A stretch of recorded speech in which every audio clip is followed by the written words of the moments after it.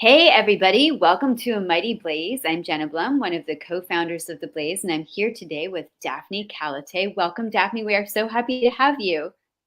Hello, I'm so happy to be here. I know Daphne from our long veteran teaching stint together at Grub Street Writers here in Boston, and also because I am a longtime fangirl of her books, which I will introduce in just a moment. But first, if you are a return viewer of The Blaze, thank you. Welcome back. Thanks for bringing your light to The Blaze. And if you are new here, please know that we are a team of 35 creative professional volunteers dedicated to helping writers reach readers, first in the age of COVID and now long beyond, because we still believe that even if the world has opened back up, you should be able to watch your favorite authors in your living room without even having to put on pants. So, or just still wear the soft pants if you want that modification. If you like what you see here, please give us a like or a follow on Facebook, on YouTube, on Instagram, on Twitter. We are ubiquitous. And please consider signing up for our newsletter at www.mightyblaze.com so you'll never have literary FOMO ever again. No more FOMO. Nobody likes that. But today, as I said, we have Daphne Kalotay with us. She's going to be introducing her brand new book, The Archivists, which has like the best cover ever. I have to ask about the cover, but I'm not going to lead with that. But like, I love this. And for those of you who don't already know Daphne's work, because where have you been? I will introduce her by her bio. Ready, Daphne? Okay. Yes. Buckle up, it's you. Daphne is the author of Calamity and Other Stories, shortlisted for the Story Prize, and the award-winning novels Russian Winter, Sight Reading, and Blue Hours. Her work has been published in more than 20 languages, and she has been awarded fellowships from the Christopher Isherwood Foundation, McDowell, and Yaddo, and she lives in Somerville, just across the river from me. And The Archivists won the Grace Paley Prize for short fiction, which I also would love to talk about. So those of you out there who are a big fan of the short story, as I am either writing them, reading them, you should all order at least 50 copies of The Archivist right now so that you will be able to say, I now possess 50 copies of the Grace Paley Prize for short fiction. And you could also give some of those to deserving friends. So Daphne, can you talk to us a little bit about The Archivist? It's a slightly different thing, as we were discussing in the green room, to talk about short stories. This is usually where I say to the author, can you please introduce your novel and the plot of your novel in your own words? But instead, we have a whole bunch of different plots here. And yet, as in any good collection, I feel that they are united. So hi, Deborah Norkin, we love you. So if you wouldn't mind introducing your collection to us, we would be grateful. Sure. So these are thematically related stories. So even though the stories individually might take place in some places, different locales, sometimes different times or with different characters, they all concern relationships, history, and memory. So these are people who are, like all of us, trying to make sense of their lives and their experience. Now, that might sound like maybe a very general subject, right? Making sense of your life. But think about it. How many times do you say, why did that happen? Right? Why did that happen to me? Or even very small questions. Why did I say that? Why did I do that, right? Or why did that person do that to me, right? We're often questioning, why did that have to happen? Or why did this great historical movement happen, right? These can be large questions. These can be very seemingly mundane questions. And my stories work on both of those levels. So we have people asking large questions, asking seemingly small questions. In either case, I think that these are important questions. I agree. I continue as I get an eensy bit older every year to have the question of like, why did I come into this room? You know, or like, where is my phone? And it's under my arm. And one of the things that I was struck by in this collection is this sort of neurological, sometimes emotional, blah, blah, vulnerability. If you combine emotional and vulnerability, you have emotionable.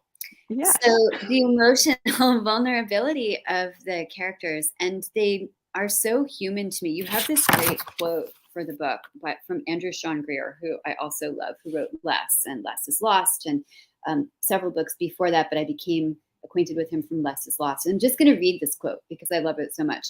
Kalotay is one of our great writers, and these stories, intimately detailed with grief, hope, longing, and joy, are small miracles. More than once, I was brought to tears, which I was also by reading his work and your work. Reading them is like magically entering a set of photographs and feeling as the characters feel, or of mirrors, because we recognize ourselves. Archivists with empathy and precision is what reading is about. And the reason that I read this, not to like embarrass you or make you really happy in front of the camera, is I felt this way very much about Andrew Sean Greer's like Pulitzer-winning work. That the thing that I loved about it was both the humor and also the extreme vulnerability and the extreme compassion of the characters, and showing people in all of their kind of squishy, awkward, striving to hide the awkwardness from the world and not really being able to. I'm just really getting under like that sort of surface thing. And it reminded me, as did the archivists, of when being a kid and trying to be cool and trying to say thank you to somebody and combining thanks and thank you. So you'd come off saying thanks, Sue, and then being like, why did I say that? As you just said, like there's just a kind of feeling of like awkwardness that magically connects all of us that so many people never admit to. Was that very top of mind for you when you were writing?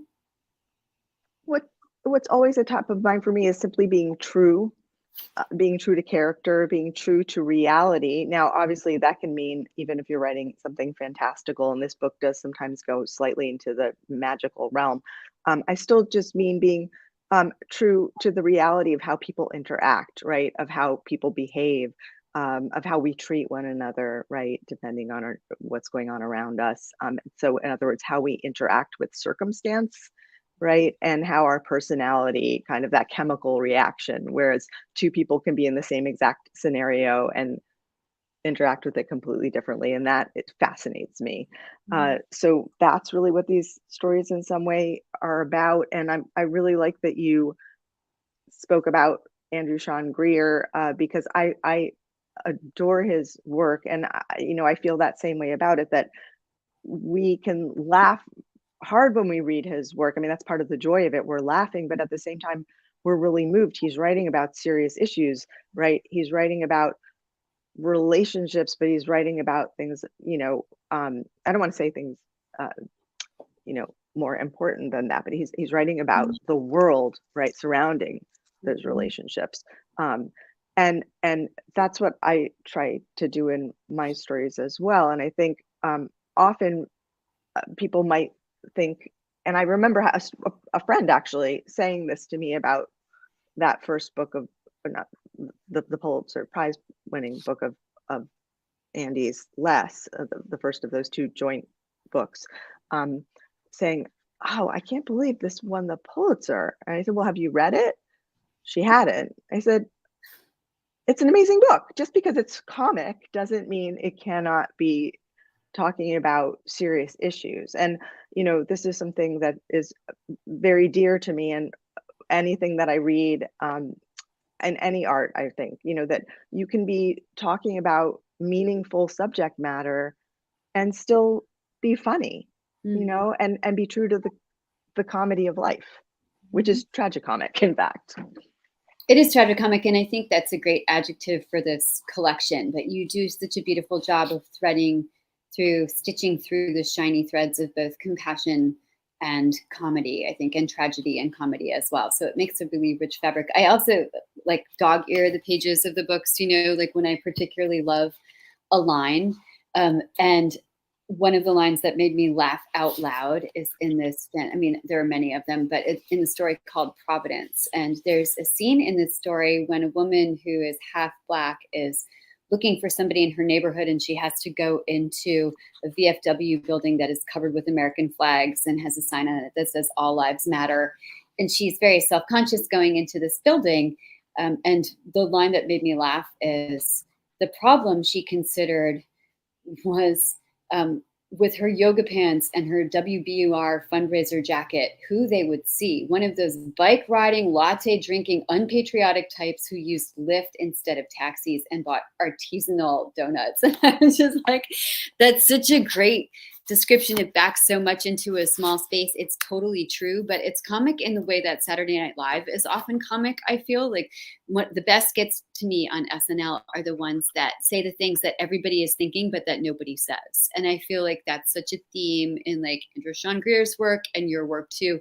And I feel like I would be friends with all of these people. Like if, and maybe like, who knows, because if I were meeting them as a person in the world, I might not know like who they really were on the inside, because here of course we have like the inside view, the interiority, but I liked them all so much. Do you feel like you would have been friends with them, and do you have a favorite person in this collection? Oh, that's a great question. You know, it's especially funny to me because I think that often I'm writing about characters who are in an outward way kind of unlikable, right? You know, or who might at first glance seem hard to like. So, and when you ask who is my favorite person, you know, there are people in this book who are based on people from my life, and people who are like now departed from my life. So they're probably my favorite people, and they're different as when they turned into characters. But you know, the old there's an old woman in the very first story, Relativity, who's 99 years old, and she's a Holocaust survivor, and she's sort of bossing the nurses' aides around as they come to help her, you know, because so that she can still live at home. And she's based on my grandmother, and so I really see my grandmother in her. And then I have a character in this. There's a story called Heart Scalded that is based or born of my own grief over the loss of my dear friend Judy, who died in 2015. And oddly, when I wrote that story, you know, it's from her point of view. But it's funny, I was saying that at an event I did, and then my interlocutor said, "Oh, so she was a painter." And I said, "No, she wasn't a painter." The character in that story is a painter. You know, it's funny, right? They turn into something else. So the character in that story is not exactly my friend, but I think I love that character in the story because she's born out of my friend. Oh, I love that. This is one of my favorite things about author interviews, is that you get the story behind the story. And when I was reading, I was just very enraptured by the stories. I love short stories. I was talking with Daphne in the green room and had posted on social, which surprised some people. They are my favorite form. Everything I write starts as a short story, and I started out as a short story writer before I started writing novels. And I still think of novels in a way as short stories put together and strung together by perhaps a timeline or a similar theme, like the Elizabeth Strout stories that are often like sort of like pieces of a puzzle. So this is like really my favorite form. But when I read them, I just get totally enraptured in a way that sometimes I don't with novels, because you enter them so immersively. And with these stories, that was the case. So I wasn't thinking, I wonder who this character is in Daphne's life. Like, I wonder who, there are a couple of stories that do indeed feature friends who are departed. And I wasn't thinking, I wonder who this is for her, in the same way that I do in novels. Like, I'm like, oh, I know my friend wrote a novel, or I know this novelist I admire wrote a novel. Who is the novelist in the novel? Like, is this her mom? Is this his dad? Like, I didn't do any of that, but I really appreciate knowing that the Holocaust survivor in the first story is your grandmother, or that it's kind of like the Easter egg phenomenon. Which story did you start with? And can you describe it for us? You know, it's hard to say. I mean, I remember writing the title story, which came from a prompt, actually, that a woman in Somerville who was curating an art exhibit that was based, I think the prompt was, how is digital memory, like our cell phones and pictures that we take with them, either degrading or enhancing our actual memory?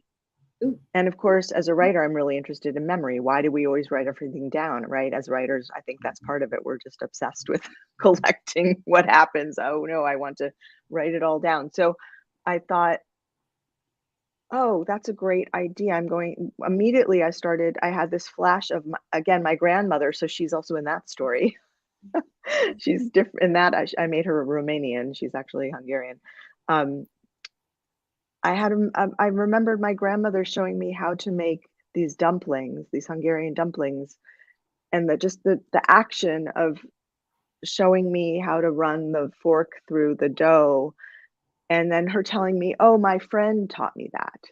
And, Mhm. I was thinking about how this information is passed down, right? Mhm. And that this is actually a physical action versus something that's caught digitally or through a photograph. And then I started to think about movement. And for that story, I started to then think about dance. And I thought about dance notation because my dance teacher in college actually um, he was an expert in a kind of dance language, a written dance language. So I started thinking about that. Then I started thinking about also, again, the Holocaust and how even genetically that trauma can be passed down. And so I started writing that story, and before I knew it, it was way too long for this prompt that I'd been given. I was supposed to read a very short piece at the beginning of this art opening. So I had to write a whole other story, which is also in the book. That one's called Egg and Aspic. Okay. And that's which is also about the loss of my friend. Um, and I was able to read that for that event. So I think that those two stories went hand in hand, and then I started thinking about this thematically for the book. Mm. I loved Egg and Aspic. Egg and Aspic is at least it seems to be about, and that's one of the things I love about short stories is that they often are like advent calendars, or you see a door, but there's something behind the door, or and the Easter eggs that I had when I was a kid that had a scene inside them. So you'd see this sugar candy egg, and then there would be a whole world if you looked the right way. Like I think a good short story allows you a glimpse into that world at a time when the character is experiencing a tiny life-changing moment, even if they don't know it or why, or it can be like the culmination of something that has been present in their lives and is now changing and ticking over into something else. Like I love the precision of it. And our producer just popped up beautiful, precise, and at times bitingly funny. I think that short stories require such precision because you have so many fewer words and so little time to look through that window that you have to get it right. That Egg and Aspic is about seems to be about a couple who's on a date, and it actually is about a woman who has lost her friend. And there's a sort of a hat trick at the end of the story that allows us to look at that couple on a date in a different way. So in itself, it's kind of like a painting, and the story is about a painter. So it was just like this beautiful kind of like a story within a story device. When you are writing short stories, is the process different for you than it is with novels? It is, which is why I'm so interested to hear what you said about your stories, or rather your novels beginning as stories. Um, and I'm curious to ask you about that because when the one time that I wrote a novel that was based on a short story of mine, I had to really learn how to rewrite that story. Hmm. Um, I felt that, oh, writing a novel, it's a different type of writing. My short stories, I mean, this goes with what you're saying about the precision and the kind of intimacy. The sentences and the paragraphs I feel are more packed with information. Um, they're more tightly woven, and often in a novel, I feel that I can move at a slightly more leisurely pace and Mhm. that things can be more loosely knit. Um, you can move around a little bit more. I feel like it's more like being in a bath, sort of, and you can sort of like lean back and I don't know, relax a little bit more.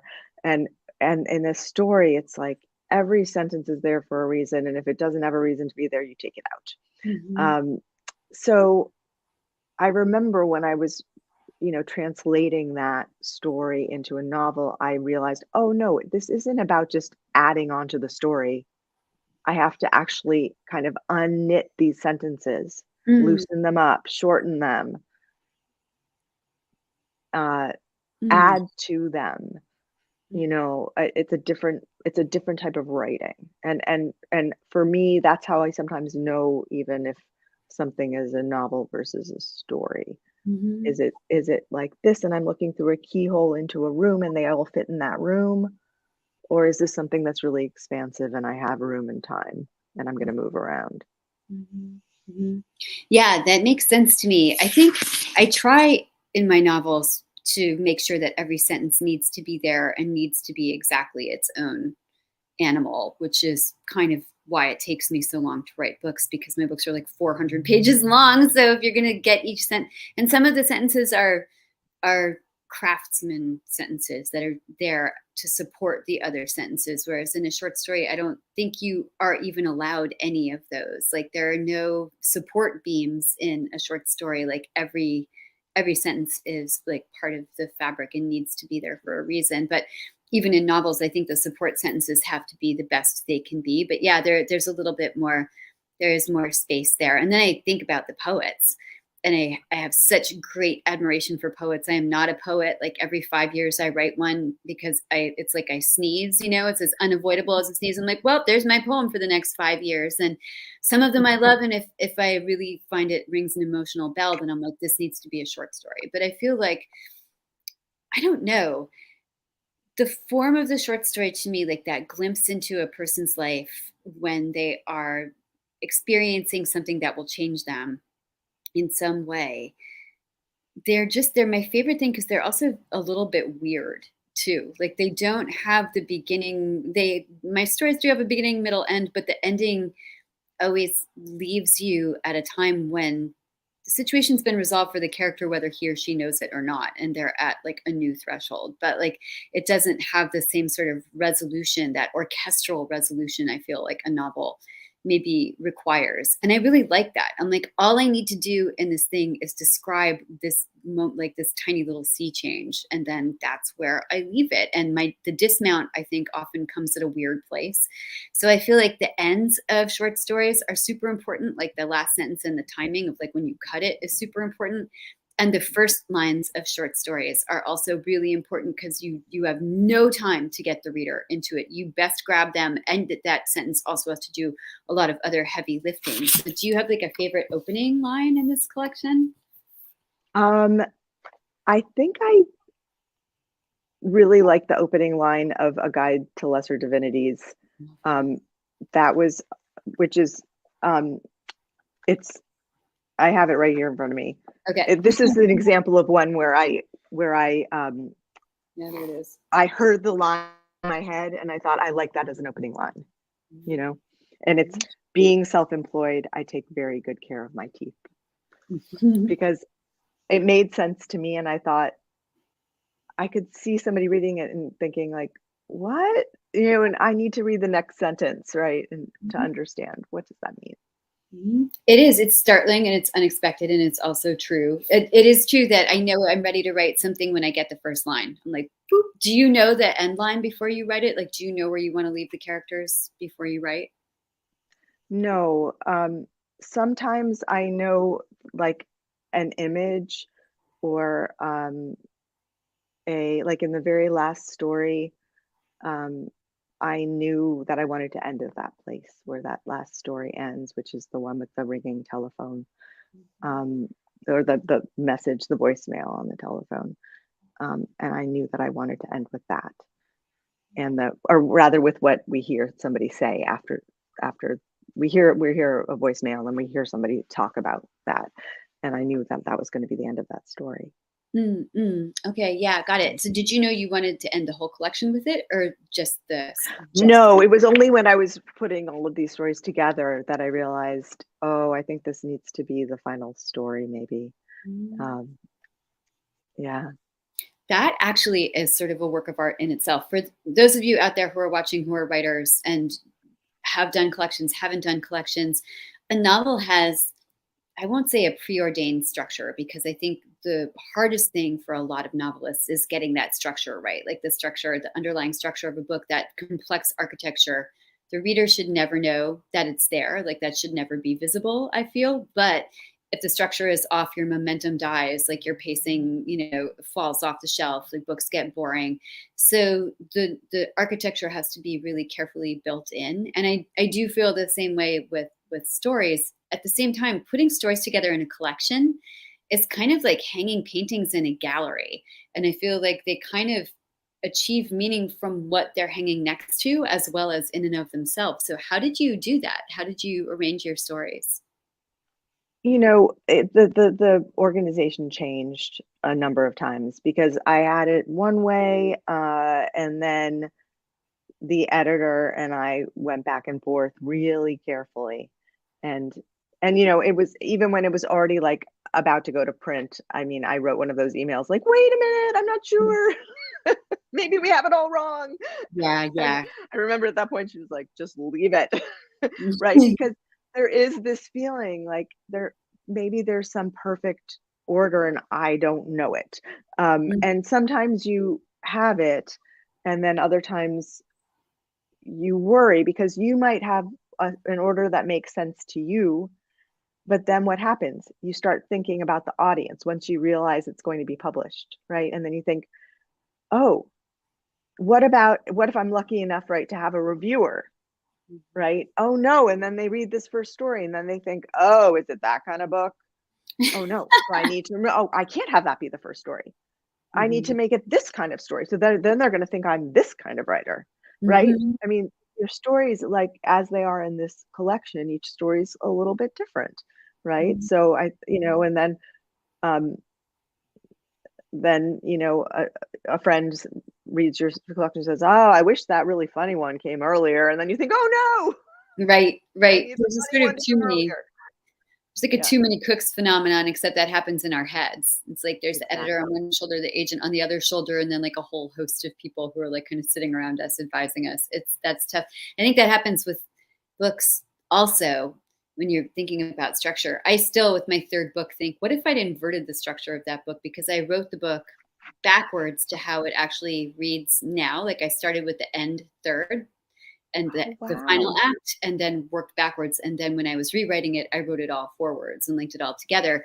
It's just how that book presented to me. And in fact, the first part of that book I wrote was the first chapter of the final act of Act 3. And it was a short story called Synesthesia that I still loved a lot. And sometimes with short stories, you're like, yeah, just let them be. They just want to be short stories.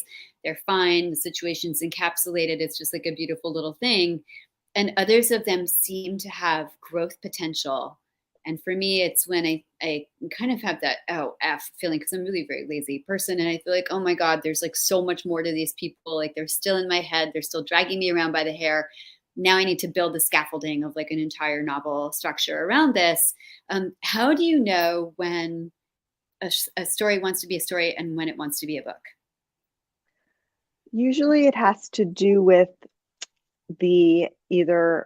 sometimes the timeline, not necessarily, but it's a spatial feeling for me. So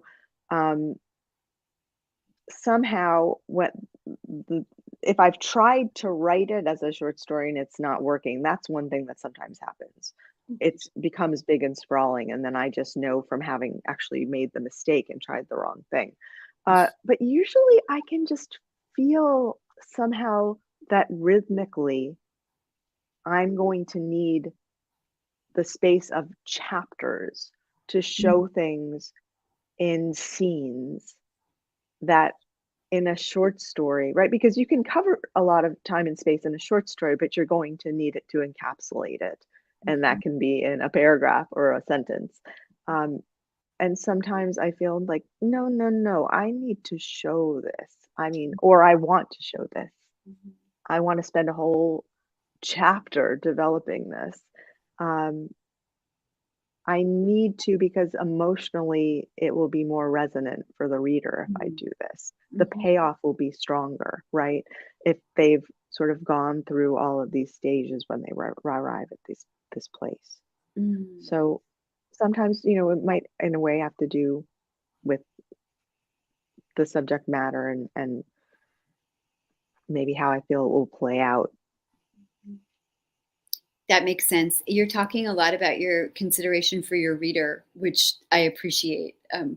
And I know you have novel readers and short story readers, and those two, we all hope, cross paths. I have not published a collection of short stories, although I have them in my attic as sort of a fire trap, and started out writing them, as I said, and they were the first things I had that were published in literary magazines. Can you talk a little bit about your path with all of this? I know you published a collection, and then you wrote 3 novels, and now you're back to a collection. Tell us what your path as a writer has been like. Sure. Yeah, so I, like you, started with stories. I think so many people do, especially if they're studying in an MFA program, or, taking classes where it's easier to give short work to classmates to discuss. But in my case, I also really loved reading stories. So, and in my house growing up, I had a lot of wonderful short story writers. So we had, on the one hand, we had Chekhov and a lot of those classics, but we also had a lot of Canadian authors, and that included Mavis Gallant, who wrote so many short stories, and who I ended up later on writing my doctoral dissertation about. So I then really studied her short stories. But we also had Margaret Atwood. We had, of course, she had so many novels, but she had short stories as well, and poems. And Alice Munro. So this was, just around, and I was reading this, in my teens. And that's why I, after I wrote those stories for my MFA, I sort of kept submitting them, and then I guess had agents saying, they were interested, and then put them together as a book. One of those stories in that first collection that I'd sent to an agent was a story that I could not publish because it really was too long to be a story. And said to me, there's one, it was interesting how she did it. She was really smart. She said, there's one story in your collection that needs to be a novel. Do you know which one it is? Oh, interesting. And did you know? She didn't tell me. Oh yeah, I said, I know exactly which one. Because it was obvious. I just didn't want to do the work. I thought, I don't want to do that. That's a lot of work. And she told me, she said, yeah, you're exactly right. And we sold that collection. And then I remember so clearly the editor said, okay, so I'm just going to hand this over to the copy editor. And I said, wait. And I plucked that story out because I thought, I do want to turn it into a novel. It's a mistake. That's not a good story. And that became my first novel, which was Russian Winter. And the story had been called Russian Winter. And then I worked on that, for years and years. And it was 5 years after my first story collection that was published that in 2010, Russian Winter came out. So really interesting. Yeah. So your agent was both sly and right about that. I had the same feeling about the first novel I had that was published. I wrote a novel when I was like 11 about my social studies teacher who I had a crush on, and actually sent it out to all the publishers, and then was getting actually really nice rejection letters back saying this is very zany, and you need to grow up a little, keep writing, and keep up. And I was like, why is nobody appearing at my house with a giant Publishers Clearinghouse size check, and then taking me to lunch? But after that novel, which I probably still have in my attic, on paper, written on my dad's typewriter, I started writing short stories exclusively after that. And I remember getting out of my grad school program, went to BU, which we could talk about, the MFA program. But I remember getting out of the program and having 6 short stories and a novella, because that's what we had to write in that program. We couldn't write a novel. And I had written a novel-shaped thing for my novella because I was like, take that. But I remember I had a collection of 8 stories. I was working on the 9th story so I could send out my collection.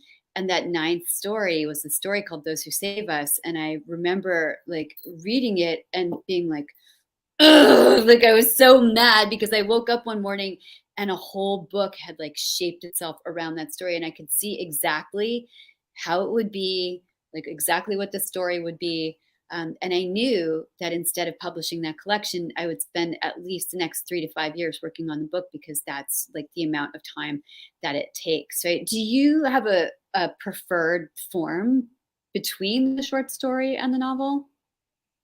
I mean, I love both of them. I have It's funny, I mean, if I had to choose one, I think I would say the short story, but I can't tell if it's that weird, like, parental, like, "Oh, I know that fewer people love you, so I will love you more," you know? Um, that could be it, but I truly do love stories. I find them so powerful, um, because they're this sort of condensed, wonderful, like, they can be like little nuggets that just are like bursting with power, and I think that that's how I see them as something so they can just be like incandescent, right? But you wouldn't know it. You just see like, oh, this is just 8 pages long or something. And then, they just carry you to someplace you would never expect. So I think probably, and also, I am a teacher, right? And I do teach short stories an awful lot. I do find them easier, especially with my introductory students, because they're shorter. We can talk about them in one session. Um, so I also favor them for that reason as well. I'm going to ask you to read from one of your stories, but first, what is your favorite short story to teach and why? Oh my goodness. Um, There are so many. Off the top of my head, I'm thinking of one by one of my very favorite story writers, Gina Barriolt, who a lot of people don't know, but she was a Californian writer, and she really mostly wrote short stories, although she did write a few novels, but only because her publisher made her. She said later in her life that she would never have written those novels if she hadn't had to. Anyway, she has a story called Who Is It Can Tell Me Who I Am. And it's such a beautiful, amazing story. It's from the 90s, but it feels really current.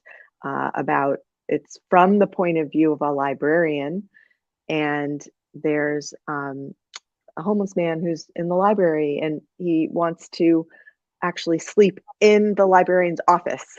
And they have these wonderful interactions, and you see the librarian's kind of unrealistic fear of the young man, and it's a heartbreaking story, but it's also like has that tragic comedy going on where it's in a way funny, but also you're crying at the end, and the Mhm. students really respond to it. Mm. I have to read that. I know Gina Barriott, but I don't know the story, so I will read that. I used to teach A Good Man Is Hard to Find by Flannery O'Connor, which was like one of my favorite short stories ever. And I think we should do like a lightning round at the end where we just throw out our favorite short story writers at each other for like 20 seconds, and then Yes. everybody write them down. And you guys, those of you who are watching, like, please put your favorite short story authors in the chat, because I always want to know what Yes. people are reading, what they love, and to get recommendations. Daphne, will you read some of Sure. a selection from the archivist, please? I'm going to read from the very beginning of A Guide to Lesser Divinities, which was I think the last story that I wrote for this collection. Oh, So interesting. it got done just at the very last minute. Oh, and this has that opening line that I said I liked. Yes. Being self-employed, I take very good care of my teeth. Why let US healthcare get me down? The minute I lost my job at the university, I bought a water pick, those rubber-tipped scrapers to get the plaque off, and cinnamon-flavored mouth rinse. Used together, they're quite effective. This all began 3 years ago. I was in my mid-30s, or as some call it, late 30s, and suddenly friends I thought no different from me, procrastinators with credit card debt and unpublished doctoral dissertations, and boyfriends they'd eventually have to dump, were in charge of things that mattered. School principals, directors of trade organizations, newspaper columnists opining weekly. Somehow they had parlayed their quaint obsessions and middling skills into actual professions. One lost friend showed up on all the morning news programs, an authority on online dating. I'd done the online rounds myself before meeting Luis, and couldn't understand how what, for me, amounted to no more than lost time had become, in the case of my old friend, credentials. How had she done it? Or rather, what would it take for me to make that leap? To no longer rent a drafty room in a cruddy apartment and teach 4 classes per semester at a state school in perpetual fiscal crisis. To stop dating a man far too young for me, who texted me photos of himself sunbathing. So great. Thank you. And it's interesting because that does not appear as the last story in the collection, and I never would have guessed that it was written last. So, like, again, I love the sort of behind the scenes intel on this. I'm going to ask one more question that is like in my wheelhouse, of course. So I'm really interested in the Holocaust survivor epigenetic kind of theme that's in this collection. And there's a lot of like sort of consideration, like there's a survivor in the first story, like there's survivor in the Archivists, and I'm interested in that. And now I think I have the conceit that I know why, because of your grandmother. But is this something that you find yourself reprising as a chord in your work? The sort of interaction of like that experience and memory, or trying to move it around in your own emotional spectrum to see where it fits? Yeah, I mean, you know, I grew up sort of both hearing these stories and not hearing them. My father too is a survivor, but he was very young, like he was 4 when that war ended. So it's this interesting thing where he has memories of that time, but he does not speak about them. And there's a lot of unspoken history that you grow up with, right? When this is your family history. And both the spoken and the unspoken really weigh on you. And you're always aware of it. And there are a lot of questions about what do you do with this? Maybe you're not even conscious of this question, right? But I realized when I was writing Russian Winter, for instance, there's a section towards the end of that book where I have letters from somebody who's in a gulag, but I based that character on my uncle's. He was in a labor camp, and I took some details from him and transferred it there, because for me that was a way to have distance from reality, but sort of take that history, right, and feel like I'm preserving it. And now, he's no longer alive. My great aunt's no longer alive. My grandmother's no longer alive. And I feel like this history is a real history. People contest this history. I feel a real responsibility, actually, to preserve this history now. That was when I started to actually take, for instance, in Relativity, actual stories from my family and weave them into those stories. So in Relativity, the social worker hears these clients who are Holocaust survivors sort of share their stories. And I took stories from my family, and I said, I'm going to do this. And I think I will continue to do that. And I will probably do it in novels as well. And I have fewer questions now about whether I have the right to do that. I actually now feel like it's my job to do that. Yeah, it's funny because my cousin, whose mother also is, she was a child survivor. She's a historian, and she does oral histories with child survivors. And she said to me at one point, we do the same thing, right? It's just she does it through nonfiction, and I'm doing it through fiction. But she said we both are looking at people who are basically trying to make sense of history in their lives and this thing that happened to them. Really interesting shift between being fearful about straying into that territory and then feeling that you have to continue to put it out there in some form so people know about it. I have that also, like with my first book, which was set during that era. I was terrified the whole time I was writing it, whether I had a moral right to be writing about the era of the Holocaust. And I don't have survivors in my family, so I had no birthright. And then I guess, was sort of full of chutzpah about it at the time. It felt like my upbringing was sort of informed by it and saturated in the awareness of the Holocaust. But now I feel like it is sort of a moral imperative, especially thinking about this earlier today, because this is the kind of fun thing that somebody like me thinks about. But I thought soon the last survivor will be gone, and that survivor will be an infant, or will have been an infant at the time of that genocide, and will not have any memory anyway. So now we are the memory, and you are the memory. So I really thank you for putting that thread in your work. I think it's really important, and it really resonates. I think we have time for like one or two audience questions, if we can keep you a few minutes longer. What degree? Okay, great. Okay, so what degree of research went into crafting? Am I pronouncing Rosa right? Is it Rosa Fisher? It would be Rosa Fisher. Rosa, that's right. You would think I would know this from interviewing survivors, like Polish survivors. Rosa Fisher, and the historical details in the story Relativity. And was it all based on family history? So like, what a well-timed question, because we've just been talking a little bit about inculcating some of those memories. Yes, I mean, that was, so in terms of research, the historical details I really was just basing on family history.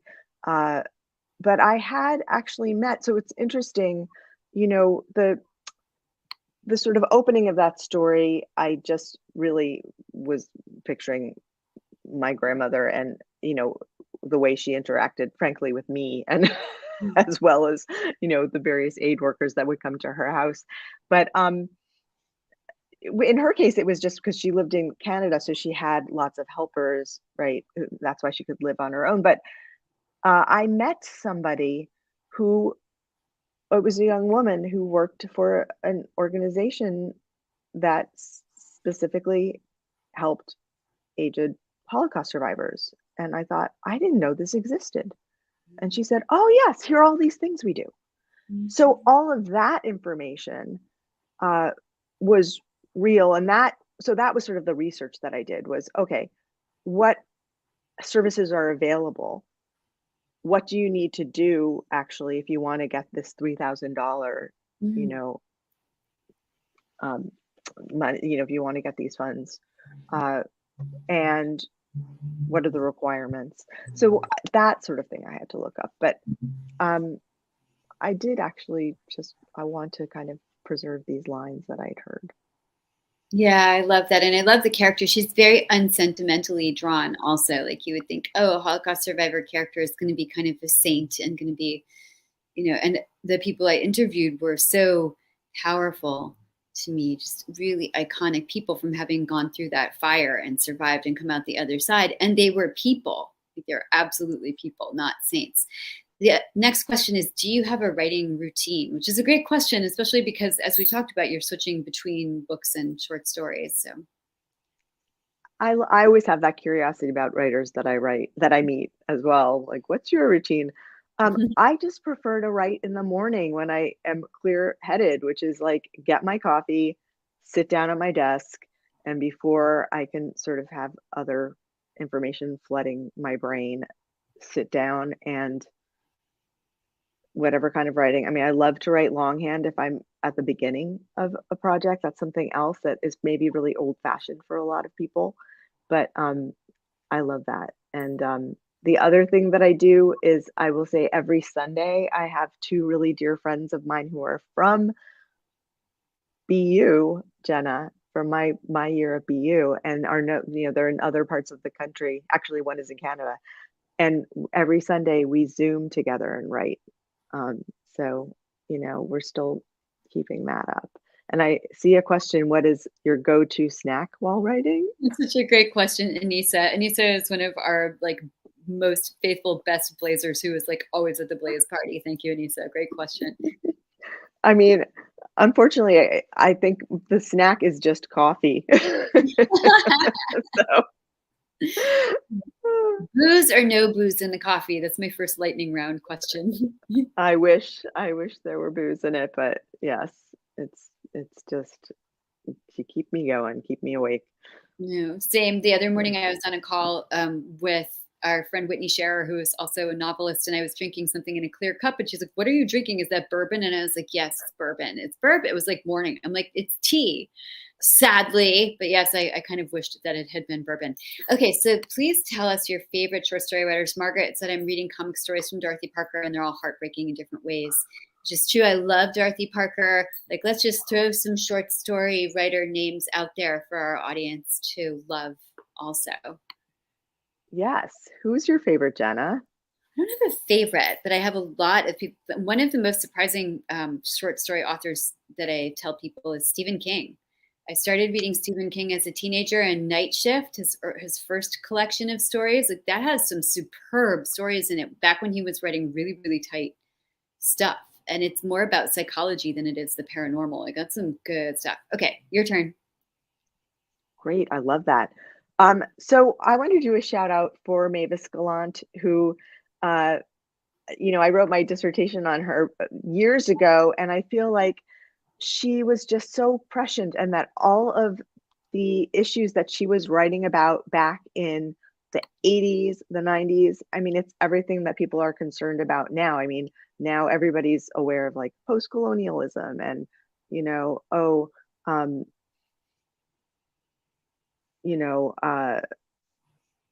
just nationalism, xenophobia. That's what she was writing about. And she was so aware of it.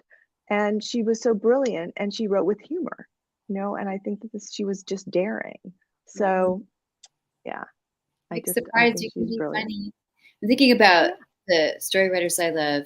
Lori Moore, Ann Beatty. I went through a very unfortunate period where I tried to write like Ann Beatty. It was a miserable mistake. Like I love Raymond Carver. I love, oh my God, who else do I love? This is the thing where I always like forget who it is I love. I'm going to think about a million other authors as soon as I'll tell you another story writer whom I love, Joy Williams. She's so she's somebody who I'll just go back and read her stories sometimes when I just feel like, oh, I just need to feel inspired and moved. Awesome. Margaret Renkl, very awesome, who I don't know, who I love. I don't know Margaret Renkl. Yep. Now we're going to know Margaret Renkl, which is awesome. Yeah, I'm loving this. And I had Curtis Sittenfeld on a few weeks ago. I love her short stories. And people are like so surprised to know that she writes short stories. I'm like, they're some of my favorite things. I love Ann Patchett. Has like short essays that read to me like short stories. Like I love this. It's interesting, I love Ann Patchett's essays. I agree. Curtis Sittenfeld's stories to me feel like novels. Yeah. They have plots the way that novels have plots, right? They have like beginning, middle, and end, and they're also funny the way that her novels are often funny.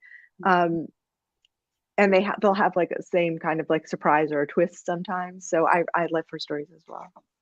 Also Elizabeth Strout, right? Like I think I mentioned in the interview, but it's yes, like, how can you like talk about short stories without talking about Elizabeth Strout? Yeah. And I liked what you said earlier about the way that her novels as well often feel like intertwined short stories in a way, right? Or like the way that puzzle pieces fit together in a way. I love the interconnected short story as a form. So guys, thank you so much for being with us today and giving us your favorite short story writers, and for listening to us sort of like writer geek out about form, which is like, my favorite thing.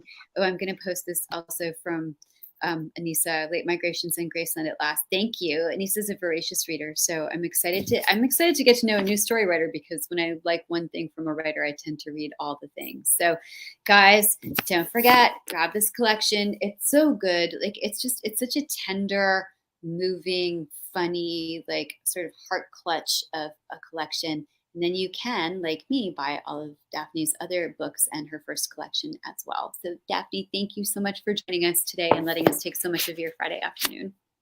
Oh, thank you so much, Jenna. It's wonderful that you do this. This is a real pleasure for me. Thank you. The pleasure is for us. Thank you for joining us, you guys. Have a great weekend, great holiday weekend. Lots of great reading. Be safe. Bye.